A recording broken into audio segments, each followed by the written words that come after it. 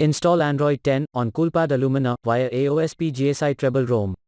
Please check the description for important notes and all the download links. First download ROM and GApps packages, then transfer the downloaded files to the phone storage, link is in the description below. Step 2. Boot your device into TWRP recovery. Once in TWRP, click on Wipe, Advanced Wipe, and select the check boxes, as shown in the image, excluding internal storage. Step 4. Swipe the button to wipe the device. Step 5. Go back to the recovery main screen, and tap on the Install button. Step 6. Navigate to the storage, and select the GSI ROM file.